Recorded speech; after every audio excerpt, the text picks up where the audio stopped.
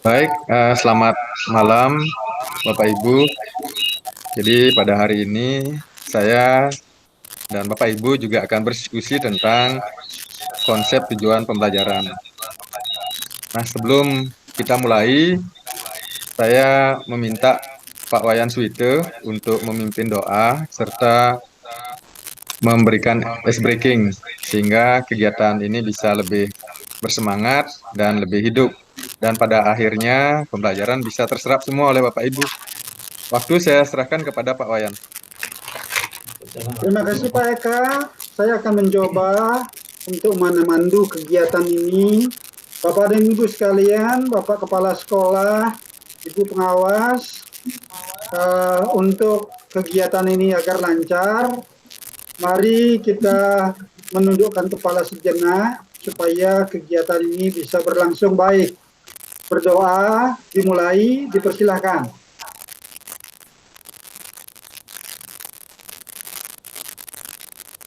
Doa selesai.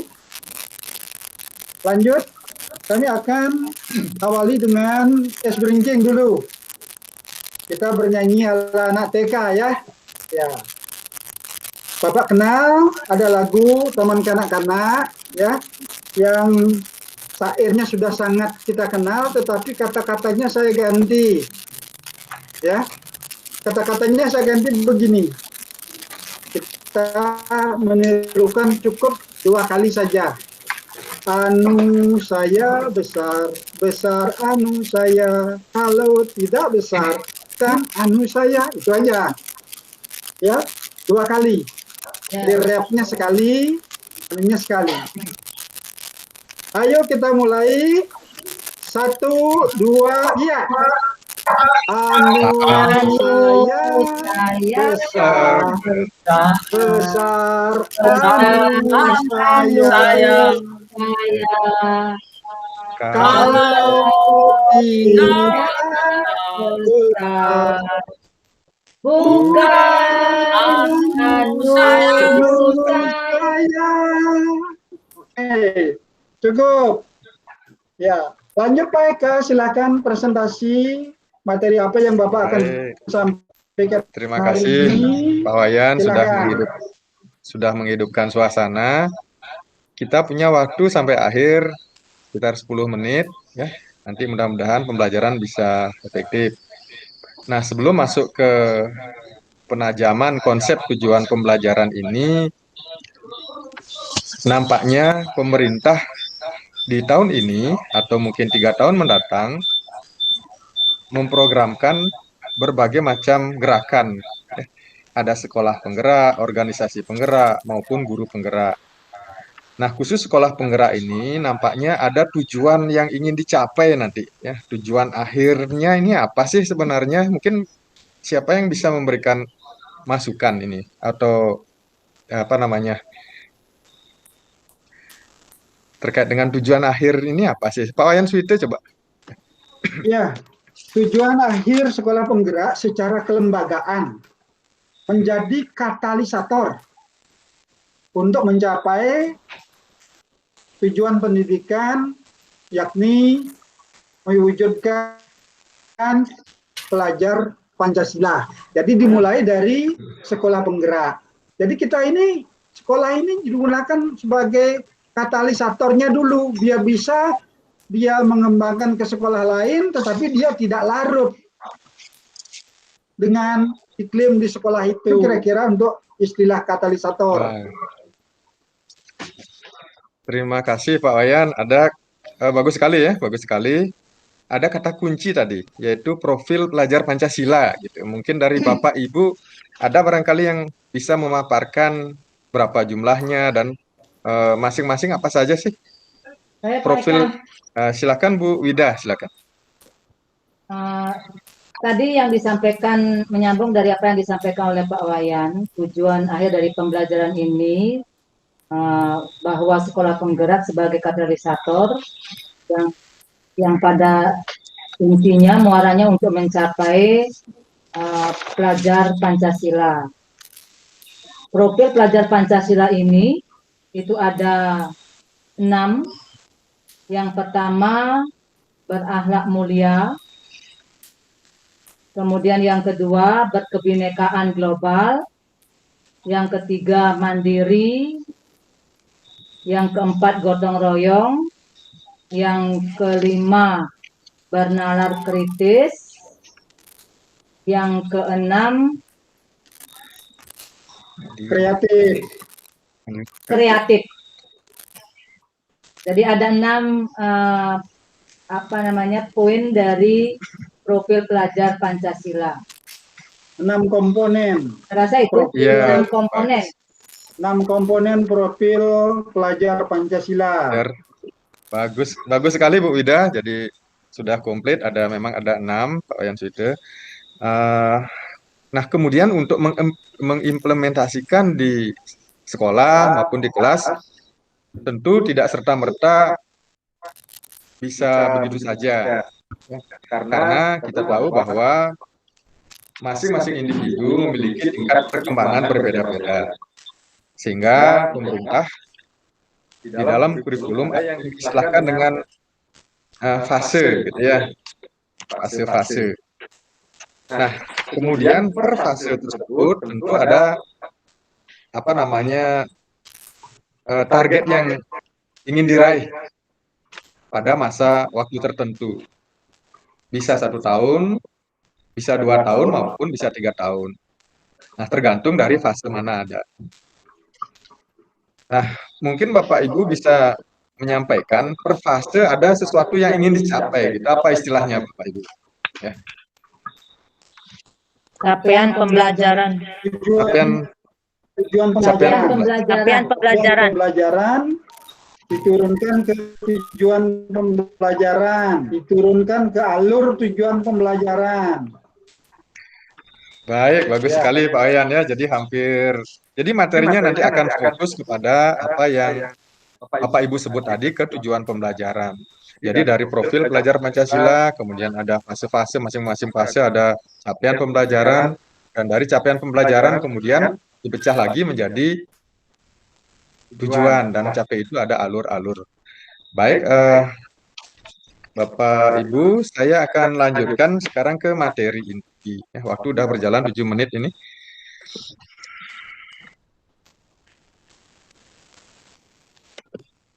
Saya akan share screen tentang konsep tujuan pembelajaran.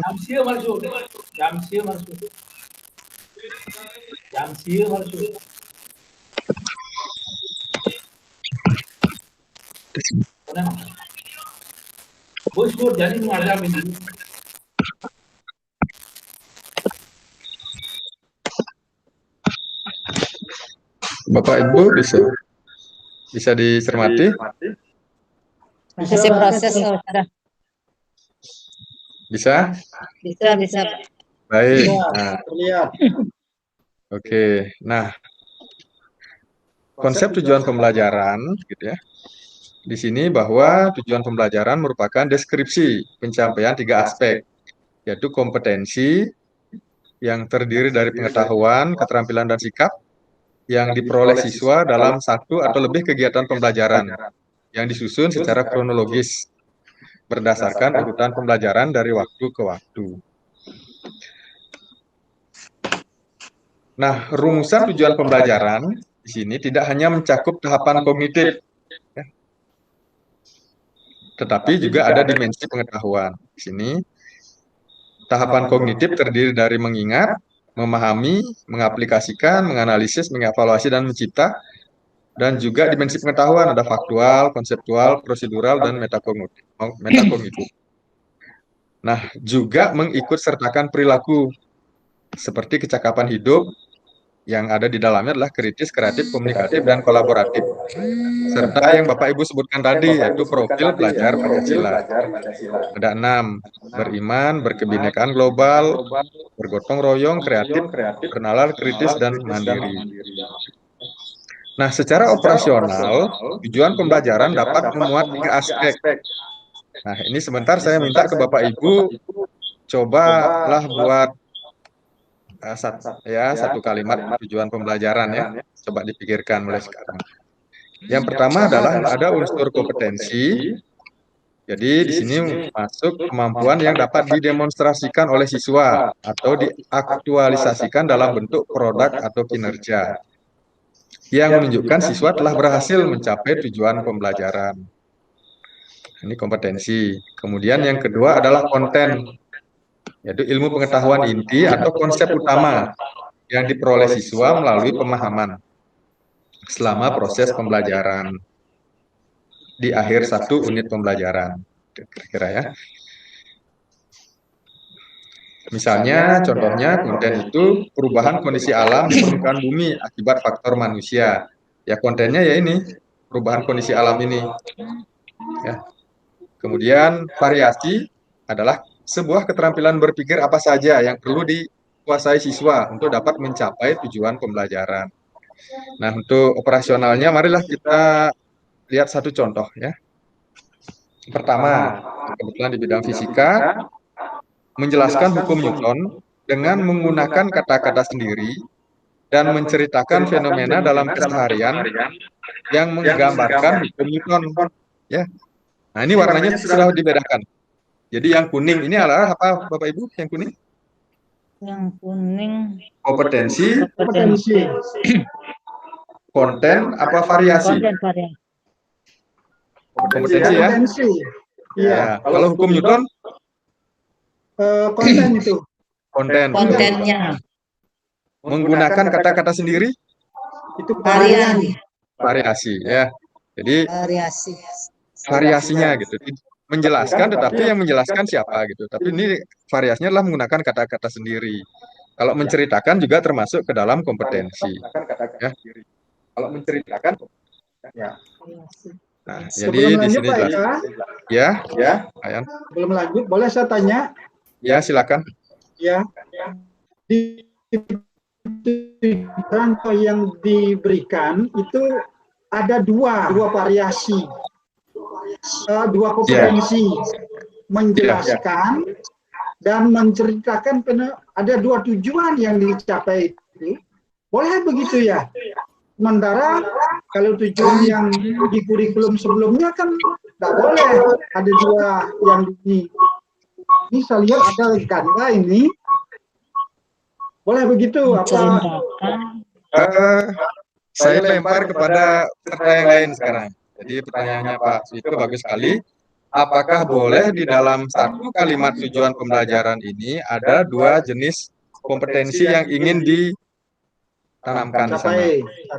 Dicapai gitu ya. mungkin saya bisa. Silakan Bu Wida. Konsep tujuan pembelajaran kan ada tiga komponen yang mesti ada. Yang pertama adalah kompetensi, yang kedua konten, dan yang ketiga variasi. Nah, Dari contoh menjelaskan hukum hukum Newton dengan menggunakan kata sendiri dan menceritakan fenomena dalam keseharian yang menggambarkan hukum Newton. Jadi kata operasional menjelaskan dengan menceritakan itu kan dua kompetensi yang menjadi target harus dimiliki oleh peserta didik. Dari konsep capaian pembelajaran bahwa di dalam capaian pembelajaran itu terintegrasi ketiga aspek yang menjadi target, yaitu pengetahuan, keterampilan, dan sikap. Sehingga dengan dua kompetensi yang menjadi target di tujuan pembelajaran itu sesuai dengan apa yang menjadi konsep yang ada di capaian pembelajaran yang terintegrasi ketiga aspek itu. Jadi menurut pandangan saya begitu, saya melihat dari komponen-komponen capaian pembelajaran, bahwa di capaian pembelajaran itu terintegrasi ketiga aspek ranah pengetahuan, keterampilan maupun sikap, sehingga tidak menyalahi ketika tujuan pembelajaran itu menargetkan dua kompetensi dalam satu tujuan. Itu Pak Wayan menurut pemahaman saya, kalau dilihat dilihat dari Bagaimana kalau yang konten dari tercapai hanya rangkaian satu? pembelajaran itu. Terintegrasinya 3 aspek pengetahuan, keterampilan, sikap. Betul. Ya. Sedangkan kalau di di kurikulum sebelumnya kan pengetahuan tersendiri, kemudian keterampilan dan sikap. Kalau ini terintegrasi di 3 aspek. Mungkin itu yang bisa saya sampaikan. Ya. Terima kasih Bu Ida. Kemudian tadi Pak Suite menanyakan apakah kalau tidak tercapai satunya gimana gitu ya. Iya. Ini Ya. kan tujuan pembelajaran. Ya. Dia bisa menjelaskan hukum Newton dengan kata-kata sendiri. Tercapai tujuannya. Tapi dia tidak bisa menceritakan fenomena dalam keseharian menggambarkan hukum Newton. Ya, dia tidak bisa. Dia tahu pengetahuannya, tapi dia tidak bisa mengaplikasikan melihat apa fenomena alam yang terjadi. Nah, kalau itu jadi satu, apa itu disebut berhasil? Tujuan pembelajarannya tercapai tidak? Kalau dipisah, apa tidak lebih bagus? Ya, ada yang lain mungkin sebelum saya coba turun pendapat. Pak Armaji ada sampaikan? Cukup. Terima kasih Pak. Yeah. Saya punya pandangan, saya guru BK ini kan beda ya pemahamannya ya. Tetapi kalau menurut pandangan saya, merumuskan kompetensi itu 2 dalam sebuah kegiatan, saya rasa untuk kurikulum operasional ini diizinkan. Mengapa? Karena di sini adalah ada integrasinya antara pengetahuan, keterampilan dan sikap yang harus dicapai.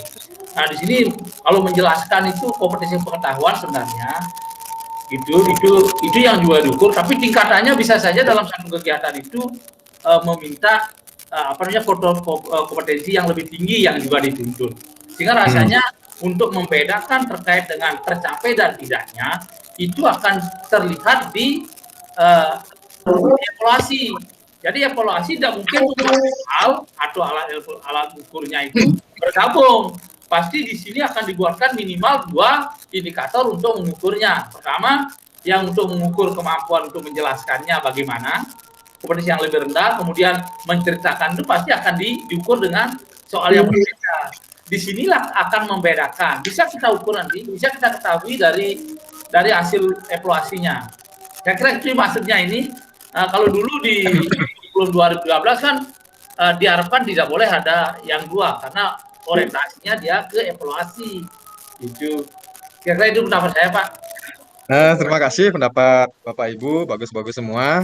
Jadi pada dasarnya adalah tujuan pembelajaran itu menjabarkan apa yang menjadi target yang lebih luas, yaitu di capaian kompetensi. Di tujuan pembelajaran ini, kalau kita lihat di pemaparan materi, dipersyaratkan hanya 3 aspek, jadi minimal 3 aspek masuk di sana, yaitu kompetensi, konten, dan variasi. Kalau sudah terpenuhi itu, maka tujuan sudah tercapai. Nah, itu menurut kami. Nah, kemudian mengenai apakah di dalam satu tujuan tercapai atau tidak, tentu nanti memang seperti Pak Iman Armaji tadi sampaikan, nanti di alat evaluasinya, apakah memang ada ketercapaian nggak dalam menjelaskan hukum Newton maupun menceritakan fenomena dalam keseharian tersebut. Jadi nampaknya ada paradigma baru yang saya lihat bahwa tidak mesti di dalam satu tujuan pembelajaran ada satu kompetensi gitu.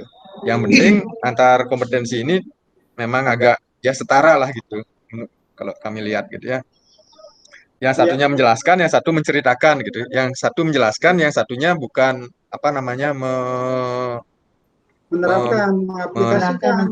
ya gitu misalnya ya, menerapkan, mengaplikasikan. Demikian rasanya cukup ya. Saya jelaskan karena ini waktunya sangat terbatas. Selanjutnya dari teman-teman siapa yang bisa, mungkin salah satu saja yang bisa menyimpulkan dari hasil pertemuan kita. Silakan. Pak Armaje, Pak Spike, atau Bu Ida, dengan 1 atau 2 kalimat saja. Oke, saya minta Bu Ida dah saya minta ya. Nah, terima kasih Pak Eka dari materi yang disampaikan dapat disimpulkan bahwa tujuan pembelajaran itu eh, di dalam mendiskusikan tujuan pembelajaran yang acuan adalah capaian pembelajaran. Dari capaian pembelajaran itu dikembangkanlah menjadi tujuan pembelajaran. Yang menjadi prinsip penting di dalam menjabarkan tujuan pembelajaran itu adalah ada 3 komponen yang mesti ada sebagai acuannya. Yang pertama ada kompetensi, ada konten, dan variasi. Jadi kalau sudah memenuhi ketiga komponen itu, maka tujuan pembelajaran itu sudah sesuai dengan kaidah-kaidah yang memang harus menjadi komponen penting di dalam penjabaran tujuan pembelajaran yang intinya untuk mencapai target capaian pembelajaran. Saya rasa itu yang bisa saya simpulkan berkaitan dengan materi konsep tujuan pembelajaran. Terima kasih. Terima kasih banyak Bu Wida, lengkap sekali. Jadi sudah terangkum dari awal sampai akhir dan itulah kesimpulan pembelajaran kita di pagi ini. Dan selanjutnya saya serahkan kembali kepada Pak Wayan Suite untuk menutup kegiatan ini. Jadi sekali lagi terima kasih dan tetap semangat. Silakan Pak Wayan. Oke, terima kasih banyak ya, karena kita sudah selesai membahas tentang tujuan pembelajaran. Terima kasih saya ucapkan kepada Pak Eka ya. Selanjutnya kita undur diri. Namun sebelum undur diri, saya minta Bapak dan Ibu semua kita berdoa bersama-sama supaya kita senantiasa diberikan kesehatan untuk mengikuti kegiatan esok hari. Berdoa dimulai.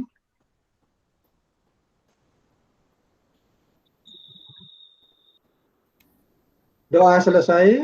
Terima kasih. Ingat tugas dikerjakan dan besok hingga jam 6 pagi. Ye. Terima kasih. Terima kasih. Terima kasih. Pak.